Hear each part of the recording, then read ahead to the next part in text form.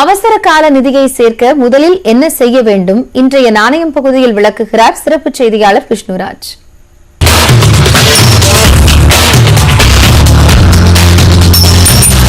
Emergency fund அவசர கால நிதியாக குறைஞ்சது 3 லிருந்து 6 மாசத்துக்கு தேவையான தொகையை அனைவரும் கையில் வச்சிருக்கணும் அப்படிங்கிறது ரொம்ப முக்கியம். இந்த தொகையை ஒரே நாள்ல சேர்த்துற முடியாது அப்படிங்கிறது உண்மை. ஒரு மாசத்துல சேர்த்துறது ரொம்ப கஷ்டமான விஷயம்ங்கிறது உண்மை. அதை சேர்க்க முதல்ல செய்ய வேண்டியது என்ன அப்படின்னா, எவ்வளவு தொகை வேண்டும் அப்படிங்கறத ஃபர்ஸ்ட் நீங்க டிசைட் பண்ணுங்க. ஒரு குறிப்பிட்ட காலத்துல அந்த தொகையை சேமித்து விடுவது அப்படின்னு ஒரு இலக்கு நிர்ணயம் பண்ணுங்க.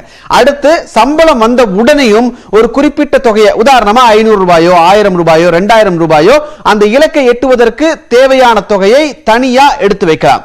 அடுத்து தேவையான மற்றும் தேவையில்லாத செலவுகள் எது அப்படிங்கறத நீங்க கவனிக்கணும். தேவையில்லாத செலவுகளை குறைத்து கொண்டால் அதிலிருந்து கிடைக்கக்கூடிய பணத்தை நீங்க சேமிக்க முயற்சி பண்ணலாம். இந்த தொகையை சேமிக்கிறதுல ஒரு டிசிப்ளின், ஒரு ஒழுங்கை கொண்டு வரணும் அப்படின்னா பேங்க்ஸ்ல எஃப்டிஓ ஆர்டிஓ அந்த மாதிரியான திட்டங்கள்ல நீங்க சேமிக்க தொடங்கலாம். ஒவ்வொரு மாசமும் அதுல சேமிக்கணுங்கிறது ரொம்ப முக்கியம். அது போக அன்றாட செலவுகள்ல மீதமாகக்கூடிய தொகையை சேர்த்து வச்சு அதையும் நீங்க எஃப்டி அல்லது ஆர்டி கணக்குல சேமிச்சுட்டு வந்தீங்க அப்படின்னா அதிகபட்சம் 1 அல்லது 2 வருஷத்துல உங்களுக்கு தேவையான அவசர கால நிதியை நீங்கள் சேமித்து விட முடியும். முயற்சி பண்ணி பாருங்க.